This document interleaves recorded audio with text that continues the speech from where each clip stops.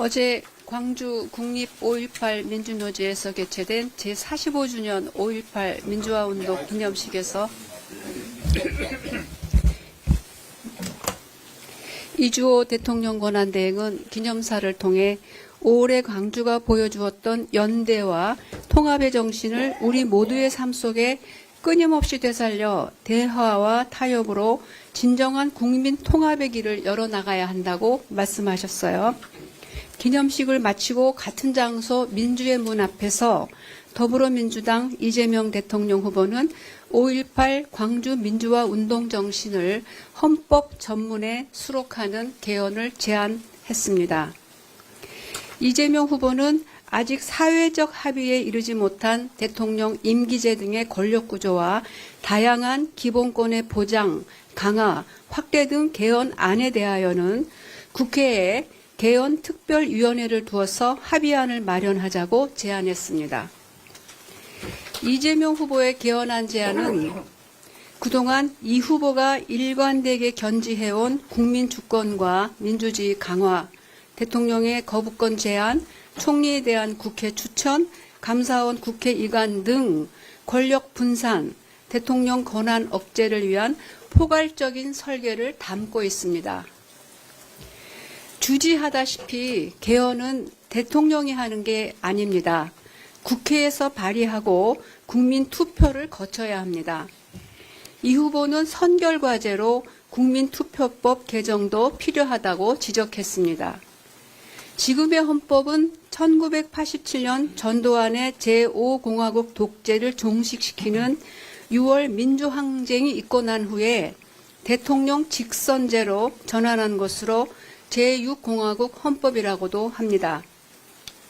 이재명 후보의 제안대로 새로이 국회를 중심으로 사회적 합의를 이룬 개헌을 진행하려면 전두환 쿠데타 후 44년 만에 겪는 희대의 12.3 비상계엄으로 촉발된 내란 상황을 종식시키고 진짜 대한민국을 이루기 위한 정권 교체가 성결돼야 합니다.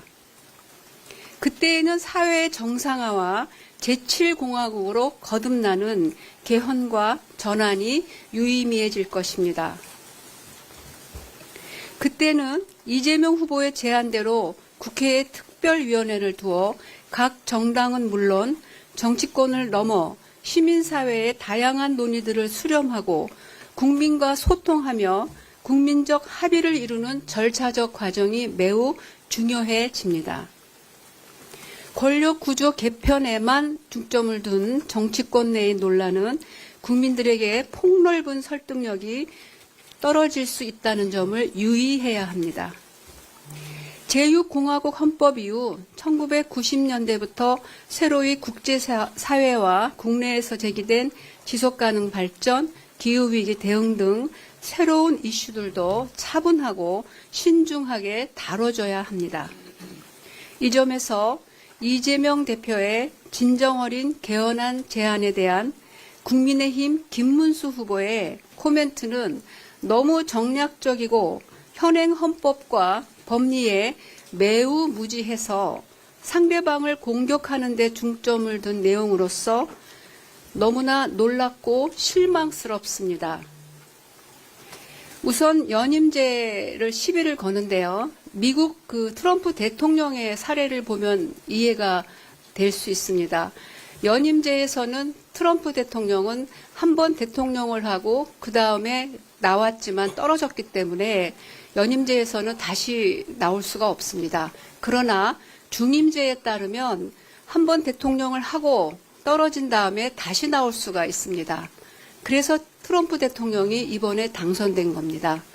이런 걸 보면은 연임제는 대통령에게 중임제보다 더 불리합니다.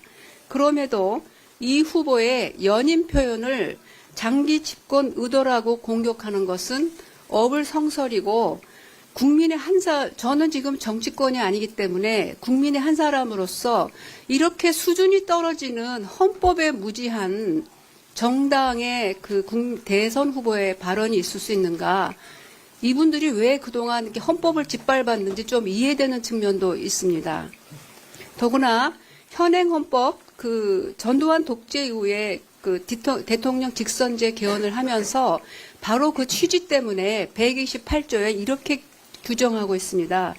임기 연장, 대통령의 임기 연장, 중임 변경을 위한 헌법 개정은 그 헌법 개정 제안 당시의 대통령에 대해서는 효력이 없다. 이 조항이 왜 들어갔냐면은 전두환 독재 때문에 대통령 직선제, 대통령 단임이 그 시대의 시대 정신이었기 때문입니다. 이재명 대통령은 어제 우리 그 선대위에서도 말씀드렸듯이 만일에 제7공화국 헌법을 여는 그 국회에서 그 개헌이 진행된다면 6공화국에서 7공화국으로 넘어가는 마지막 단임제 대통령이 될 것입니다. 국민의힘과 김문수 후보는 새로운 헌정체제 전환을 위한 개헌 언급에 앞서서 국민들 앞에 12.3 내란에 대한 진지한 성찰과 반성부터 보여줘야 합니다. 선거 시기에 와서 몇 마디로 계엄을 사과한다고 해서 12.3 이후 국민의힘과 집권 정부가 보여줘온 내란 동조와 위헌 행태들이 그대로 사라지거나 국민들 기억 속에서 지워질 수는 없는 것입니다.